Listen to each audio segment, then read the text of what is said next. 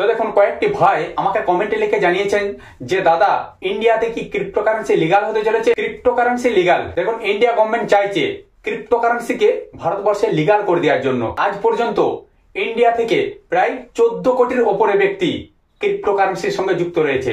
India সরকার চাইছে 30% tax, 1% TDS. 1 lakh টাকা invest করার পরে আপনার 1% টিডিএস কেটে নেবে। 1% মানে 1 লাখ টাকায় 1000 টাকা।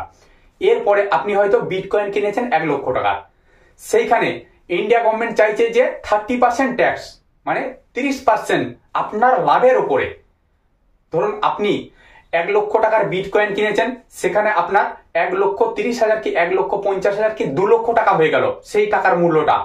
সেই টাকাটি যখন আপনি আপনার ব্যাংক অ্যাকাউন্টে ট্রান্সফার করে নিয়ে আসবেন, সেই লাভের অংশ থেকে 30% ট্যাক্স নেবে ইন্ডিয়া গভর্নমেন্ট। ট্যাক্স তখনই নেবে যখন আপনার প্রফিট হবে।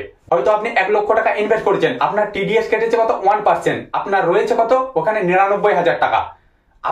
আপনার যদি লস হয় 10,000 কি 20,000 টাকা যদি লস হয়, আপনার যদি হঠাৎ টাকার প্রয়োজন পড়ে, আপনি সেই টাকাটি যদি উইথড্র করে ব্যাংকে নেন, ক্ষেত্রে আপনার কোনো ট্যাক্স কাটছে না। ইন্ডিয়া গভর্নমেন্ট ট্যাক্স তখনই কাটবে আপনার যখন প্রফিট হবে বা লাভ হবে, সেই লাভের অংশ থেকে 30%। এটা একটা খুবই ভালো দিক। তো এখনো জানি না যে বাইন্যান্স কেন তার সম্পূর্ণ লিস্ট ইন্ডিয়া গভর্নমেন্টকে দিচ্ছে না। আপনি যদি ট্রেডিং করেন, সেই সূত্রে ট্রেডিংটা হবে লিগাল, এখানে কোনো ইললিগালের প্রশ্নই থাকবে না। আশা করি খুব শীঘ্রই ভারতবর্ষে ক্রিপ্টোকারেন্সি লিগাল হতে চলেছে। আরো একটি বিষয়, আপনি যদি ইনভেস্ট করেন, সেখানে আপনাকে P2P-র মাধ্যমে ইনভেস্ট করতে হচ্ছে। P2P-র মাধ্যমে এখন অনেক ফ্রড হচ্ছে, কারণ আপনি হয়তো P2P-র মাধ্যমে তাকে টাকা ট্রান্সফার করলেন, সে আপনাকে ডলার না দিতেও পারে। তো যদি ভারতবর্ষে লিগাল হয়ে যায়, সেই ক্ষেত্রে আপনাকে আর P2P-র মাধ্যমে কোনো আপনাকে ডলার কিনতে হবে না। আপনি সরাসরি আপনার ব্যাংক অ্যাকাউন্ট থেকে আপনি ডাইরেক্ট সেখানে ইনভেস্ট করতে পারবেন। ইন্ডিয়া গভর্নমেন্ট যেটা করছে সেটা ভালোর জন্যই করছে, যে ট্যাক্স যদি আপনারা ট্যাক্স দিতে পারেন বা টিডিএস দিতে পারেন, তাহলে সেটি সম্পূর্ণ লিগাল ভাবে